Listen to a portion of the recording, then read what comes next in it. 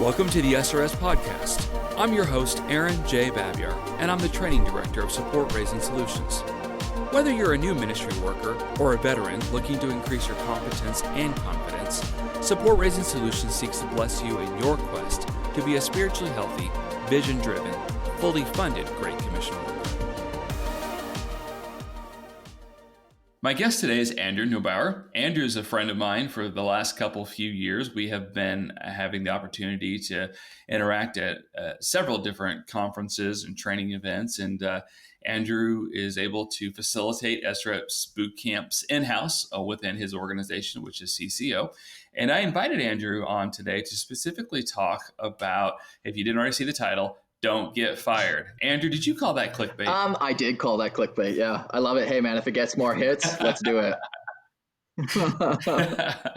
Well, specifically, what we want to talk today is about how to be value added to your ministry organization. And this isn't just for those who are millennial or Gen Z, and yet that might be a little bit more of our focus. Andrew, with that being said, first, tell everybody a little bit about your position and what it is that you get to do in helping to oversee those who raise and lift off of support. Yeah, so I work for CCO, and I've been with, for 8 years now, 8 full years. I'm in my 9th year. Wow, time goes by very, very fast. And I've been working as our MPD manager here at CCO for about 3.5, 4 years now. And my role, I think, to be honest, I have one of the best jobs in my organization. I get to oversee our staff in one of the most critical time that makes or breaks a staff member's calling, and that is MPD.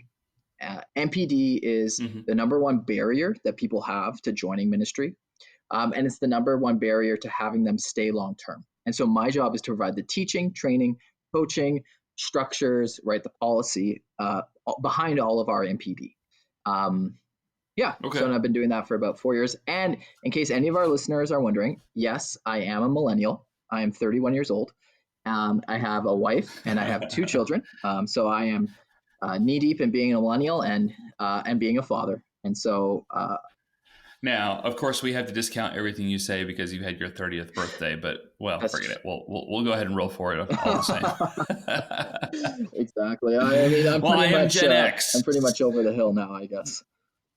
There you go. Well, I'm Gen X, so that means gray hair is creeping in. So just 1 or 2, yes, though. You look great, Aaron. I guess there you go. Well, thank you, sir. We have the voice of experience. We're not quite boomers, but this is not the first time you and I have thought about support raising, but even specifically, you and I have both been through being the new guy, the young adult working in ministry organizations. So we certainly have some memories what that is like, and are certainly sensitive to. That's not always an easy place to be, is it? No, it really isn't.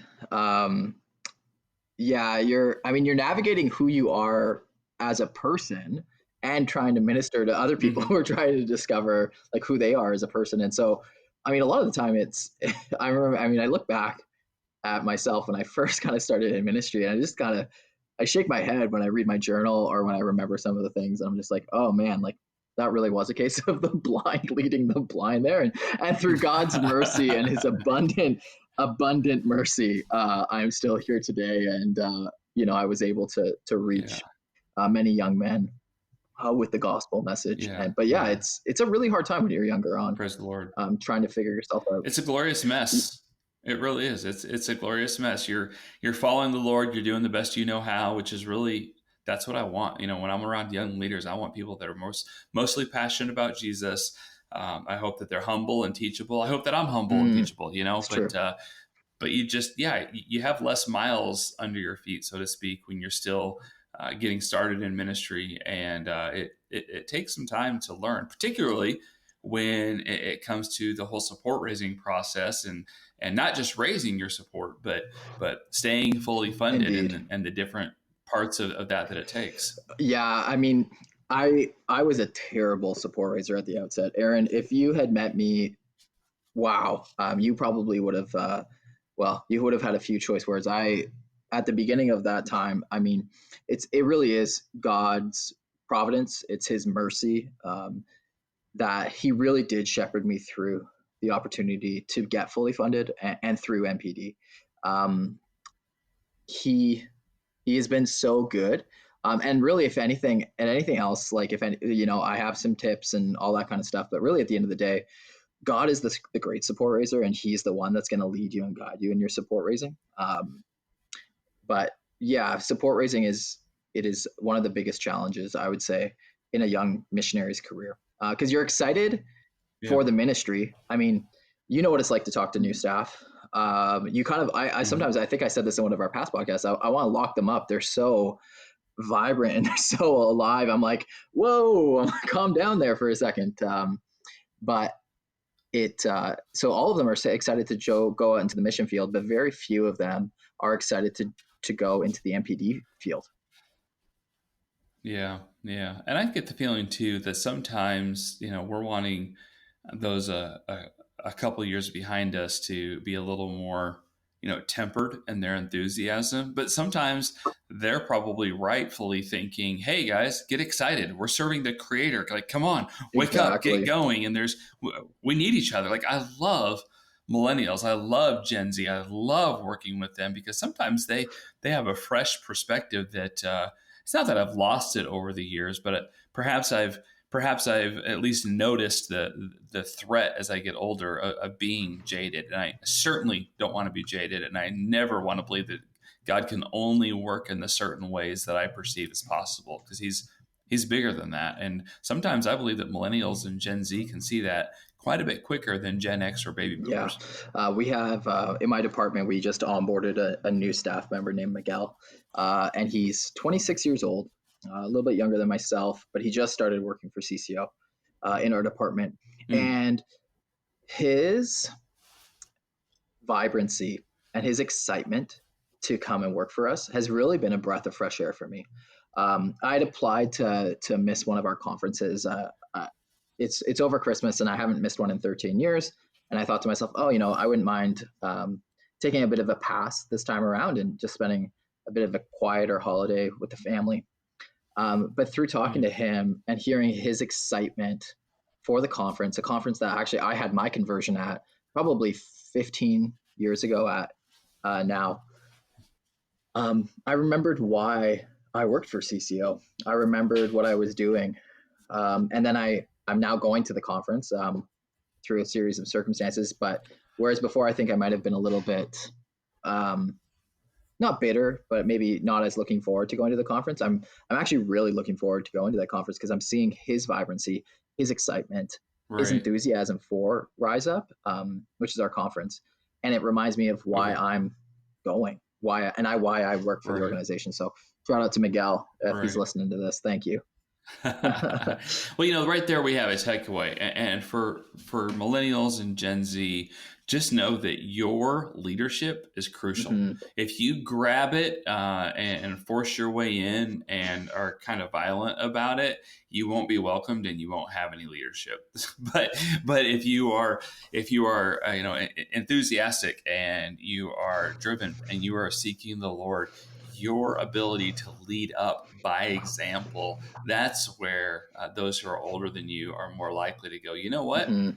This lady has what it takes. This guy has what it takes. Amen. This is the kind of person I want to be around. And so, for millennials and Gen Z in particular, we love you. We want you. We need Yes, you. we do. The tone of this podcast, even though we named it "Don't Get Fired," it's not to beat anybody up, but it is to say, hey, there might be some things that you need to be a little more aware of, so that not just that you can not get fired, but that you can thrive in your job. And so that's why I invited Andrew on today. And Andrew, so let's go ahead and turn that corner. And why don't you go ahead and begin sharing some of your thoughts about how can a millennial, how can a Gen Z person be value added to their organization? Yeah, for sure. So picture yourself, you're starting in your MPD journey, you're starting with your organization, you're excited to go out into the mission field, you're excited to share who Jesus is with your students or the people the indigenous culture that you're reaching out to, or whatever your mission calling is, you're excited to share who Jesus is with the lost. I mean, and that is an amazing Mm-hmm. thing. And then you have this little thing that you didn't really notice, that wasn't as big of a thing. And it's, oh, you have to support raise your salary in order to do this. And so you think to yourself, okay, well, they give you, in your organization, maybe they give you some resources, maybe they send you the God ask, they give you a name storming list, and then you have to check in with a supervisor or a coach on a semi regular basis. Or maybe you don't have anyone to check in with, but find a person to kind of mentor you. And the quote, I guess, that I really want as a takeaway is act like your coach, act like your supervisor knows something about support raising that you don't know. Right. You know, Right. oftentimes we're talking to people and we're being mentored by people. And I'm sure Aaron, you've shared stories, and I'll get you to probably share a story on the spot because I know you probably have a million of them. Is Andrew, you don't know my situation. Like, you don't know my family history. You don't know where I come from. You don't know my conversion story. Your regular methods, your teaching, your training in support raising won't be effective because you don't know me, Mm-hmm. and Yeah. you don't know my history. Mm-hmm. So when you're in that situation, uh, act like your coach or your mentor or supervisor, whoever it may be, knows something that you don't. Yes. Yes. So true. You might have heard us mention or refer to SRS Foundations, which is essentially the online preparation for SRS boot camps. It's a tool for leaders within organizations to use in a couple of different ways. For new staff training, as the online training component, which is combined with your own organizational live in house training, or it can be used as a refresher training for your veteran staff. In order to have access to SRS Foundations, you do need to be an SRS Network member. Well, first of all, and I think I mentioned this on other podcasts, but I'll say it again. Um, Training the support raising boot camps, I believe I've been approached by someone from every state in the United States at one time or another, yes, including Rhode Island, where Is Rhode someone Island a has said, state? I didn't know that Rhode yeah, I Island was guess a it state. is. Okay, Yeah. good to Yeah. know. You're Canadian. Wow, I'm man. Shade is thrown on Rhode Island from Go. from Anyway, Canada.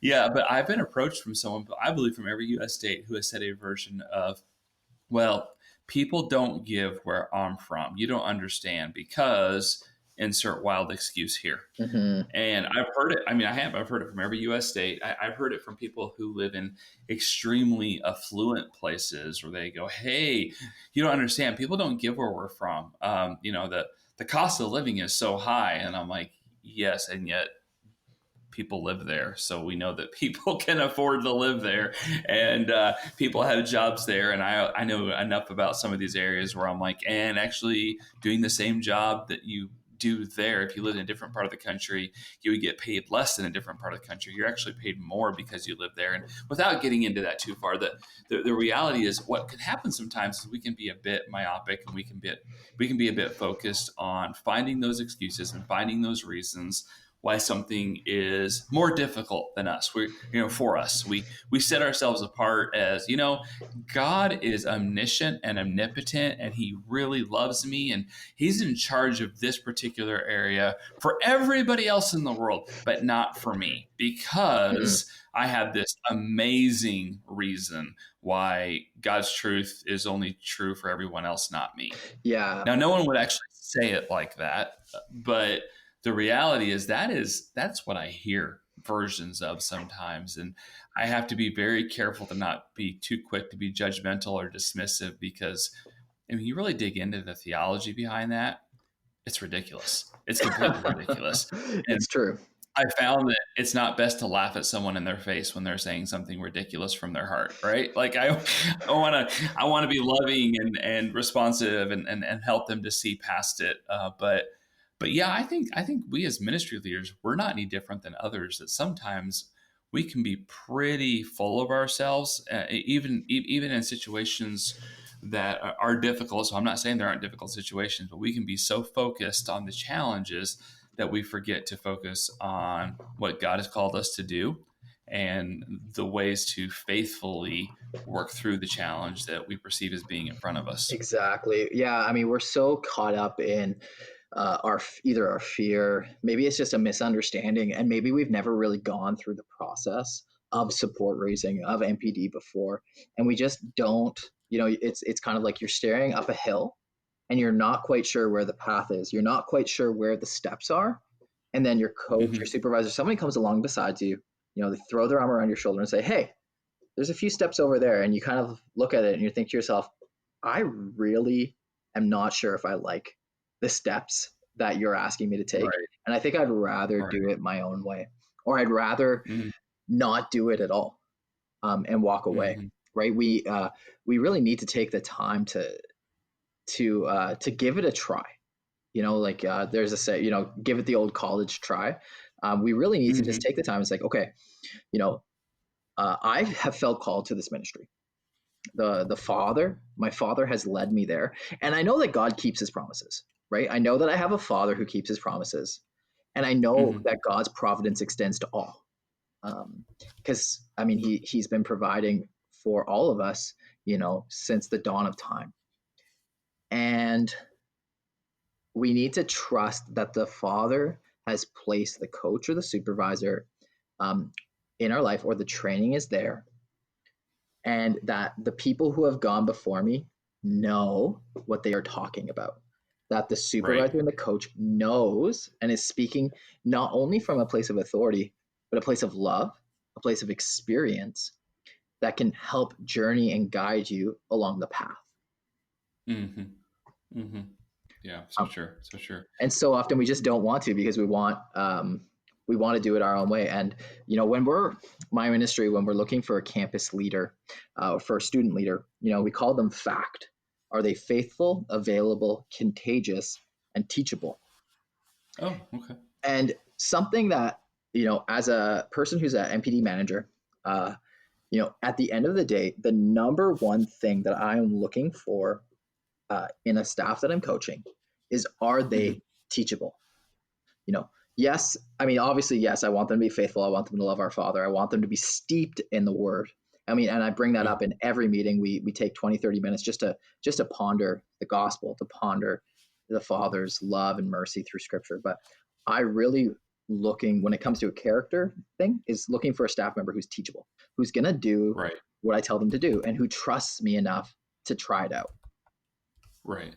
Which I don't think I'm hearing you say never asks questions, blindly moves forward, doesn't have a critical thought in their head. That's not what you're saying. Not at You're all. saying someone that's willing to try the way they're being taught, and follow the leadership in front, uh, until for whatever reason they find out otherwise that it's not working. And that's Mhm. different. If something's just not working, and if there's really poor leadership in play, well, that would be a different situation. But unfortunately, it can be all too easy to assume the better way instead of the person who God in his whatever his reasons were, and his omnipotence and his Yeah. omniscience and everything else, he decided to put this person over you as a supervisor. You might want to start there. You might want to follow that person's leading much more quicker than just going with your gut, because your gut, though you might have learned to trust it in a lot of situations, particularly with MPD, your gut might be wrong. Yeah, yeah. When fear isn't generally known, for bringing out the best in us, Hmm. right? And so when we go with our Yes. gut, yeah, I know, I've reacted, especially in MPD context, rather poorly. I remember one wonderful time when I reacted with my gut when I was told that, I needed to get fully funded. I was 6 weeks away from being married, from getting married, and I get a phone call from my supervisor, and he says, "We need you to get fully funded." And then I kind of just laughed and I said, "Oh, are you serious?" And he's like, "Yes." I was like, "That's not possible. What are you doing to me? Like, I have a wedding coming up. Right. Why are you asking me to get fully funded?" And now, I mean, I look back on that, with a lot, like, that was just my gut reaction. And I look back on that with a lot of like chagrin, because I'm like, oh, I see how much Eric was loving me in that moment to tell me he needed to get me fully funded, Right. and that he was willing to pull me out of everything, to get there. And then lo and behold, not only did I get fully funded, I fell in love with MPD, and was asked shortly thereafter to be an MPD manager. And that was 100% not on my radar in any way. Mm, mm, yeah. So when it comes to this idea of don't get fired, one of the things you're certainly saying is follow your leadership, and particularly what they're directly telling you to do. Mm-hmm. Um, and with a humble attitude, with an attitude of learning and grace. Doesn't mean you would never have questions. In fact, I would hope you'd have questions. Mm-hmm. Doesn't mean that you'll never challenge anything, but have a proper posture. So that would be Amen. one big thing. So, Yeah, okay, absolutely. Andrew, great. Let's go ahead and move on to a second. What would be a second way of quote unquote not getting fired? So the tagline is, strength in our weaknesses. And everyone probably has heard this passage, but I'm going to say it again, because I love the scripture. So he said to me, "My grace is sufficient for you, for power is made perfect in weakness. So I will boast all the more gladly of my weaknesses, so that the power of Christ may dwell in me. Therefore, I am content with weaknesses, insults, hardships, persecutions, and calamities for the sake of Christ. For whenever Hmm. I am weak, then I am strong." In Hmm. our support raising, there's going to be trial, there's going to be attacks. The enemy does not want you working in ministry, he does not want you saving souls, he does not want you cooperating with our Father's grace. Mm. Yet, in a way, these weaknesses that come to the fore of in our support raising during our MPD is a way Hmm. for us to be intimate with God. It's a way for us to grow in our relationship with our Father, because we Hmm. can say, "God, I don't have it all together. I am so weak. I need your grace." And we rely on him. And I mean, that's when it really happens. That's when it clicks. When we realize that support raising, when MPD is not about us, that it's about our Father, his Hmm. goodness, his grateful or his graciousness to us. Hmm. It's in our weakness, when we come to our Father in our weakness, that we are strong. It's in our weaknesses, and it's through our weaknesses that we encounter a merciful Father, and it's through that we're able to really see the beauty of what support raising is, because we recognize it's God's hand is in everything. And then Hmm. on the second part of that, it's, your organizations know that you're not perfect, right? That's okay, right? Nobody's Hmm. perfect. Your Hmm. organization knows that you're perfect, but what they want is you to be honest. It's for you to share with them. I mean, appropriately, of course. Sure. Um, right. I remember I had a spiritual mentor of mine, and for 1 or 2 months, what he had me do is every night before bed, I had to look at my day and kind of write out just the areas of my own character defects, areas in my life where I was maybe a little impatient, maybe I was a little angry or arrogant, or any one of the many sins that I commit. And you can ask my wife; I'm sure she has a laundry list and knows them all. But you know, it it helped me see really where I was struggling. And it was in sharing those weaknesses with my spiritual mentor, it was in sharing those weaknesses with my boss, that I was actually really able to gain some traction to be a better man, to be a better missionary. Hmm. And so when you're in this time of support raising, like, be upfront with your weaknesses, because actually, like, that's how your coach and supervisor can best help you. Don't hide them, right? If you struggle making phone calls, if you are just deathly afraid of that phone, of picking it up, tell your coach, tell your supervisor. Not only can they pray for you, but they can also provide you some extra support, by either by way of like them checking in through a text message or you checking in through a text message. Right. Um, Right. don't shy away from our weaknesses, right? Don't hide, right? It's The so hard devil. not to, though, right? We want to It is be. so hard, yeah. I mean, we're in ministry. We're supposed to be Jesus 2.0, right? Exactly, yeah. Yeah. It's in our weaknesses we're often made strong, and that's not always easy to embrace because just to be honest, I'm trying to cover up my weaknesses. Like I'm trying to make my weaknesses strong enough that they're not noticeable, or I'm trying to pretend they're not there, or Mm-hmm. I'm hoping people won't notice them, or I'm over managing them because I'm embarrassed at how weak I am. Like there's a lot of different ways you can approach our weaknesses, but I like what you're saying is own it. Start right there. Start with owning like, hey, I'm not so good at this thing. That's different from having an attitude and a spirit of being unwilling to work at it. That's completely different. But by owning that something is doesn't come as natural to you, whether that's actually doing it or just thinking about it, but by having that humility of saying, hey, I need to grow in this area, that says a lot, not just about you and your character, but that says something to those that supervise you, and that, okay, this is a young man, this is a young woman that we can work with, right? Mm-hmm. Exactly. Yeah. Like, I mean, when my staff come to me in honesty, and really sharing like where they're at, I mean, nothing makes me happier than being able to to know, okay, they trust me, right? Yes. It is precious to me when a staff member tells me they're struggling and they're support raising, Mm. because I've been there, right? Like I remember my Yeah. first summer of like I was stationed in Ottawa, Canada, and I'm from Vancouver, British Columbia, which is about 2 hours north of Seattle. Okay. Just for where everyone's if anyone's wondering where Ottawa is, it's about 4 hours north of Toronto, northwest of, or northeast of Toronto. Um, Yes.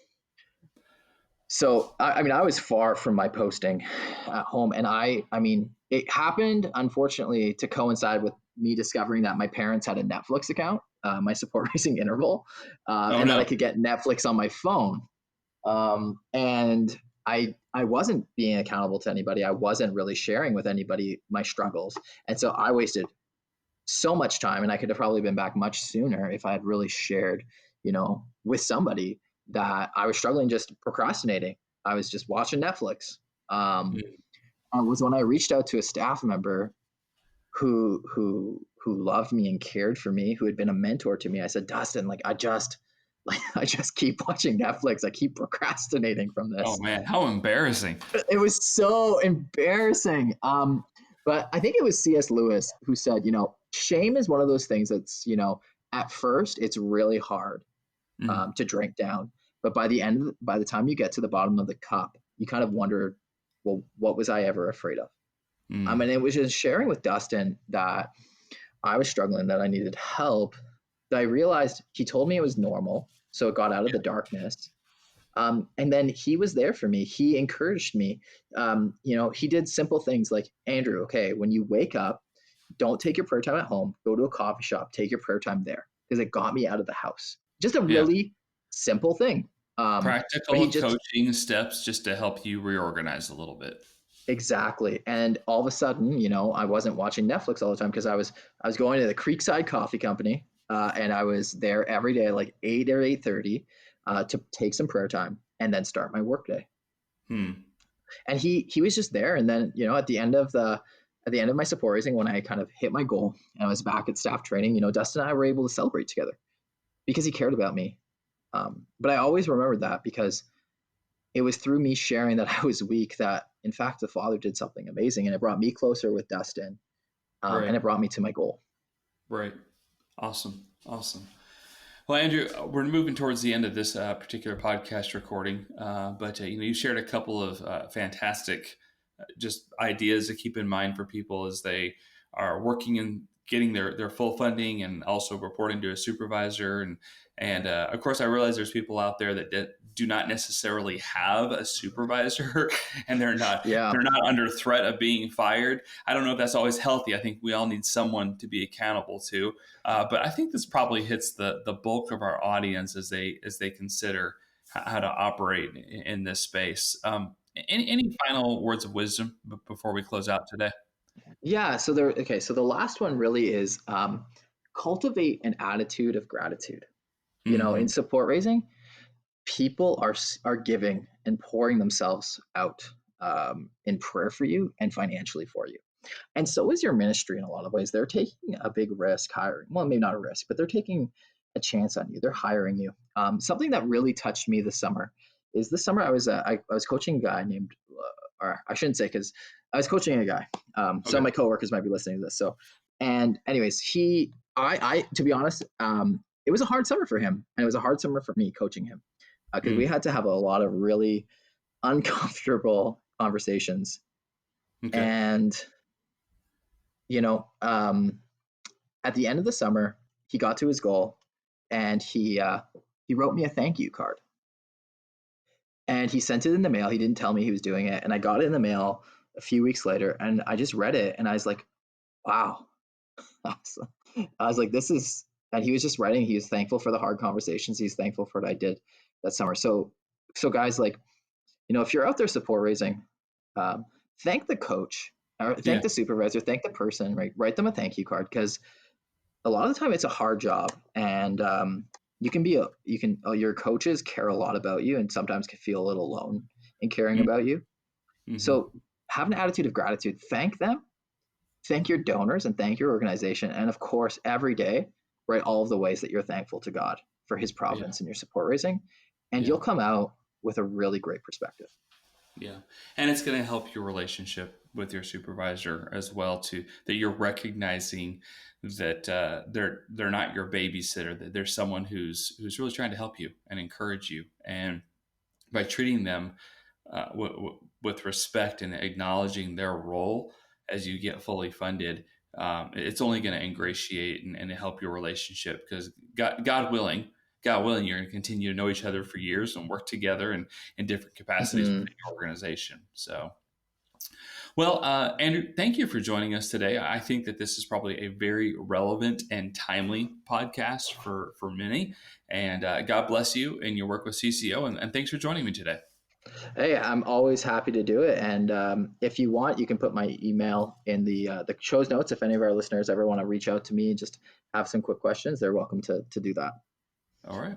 All right. God bless, Andrew. Thank you. God bless them. Thanks for joining us for this episode. We would love to hear your ideas for future content. Please visit supportraisingsolutions.org/feedback to share your thoughts and questions. Also, wherever you download your podcast from, be sure to subscribe for future episodes and come back each week to gain more insight into the process of building and maintaining your personal support team.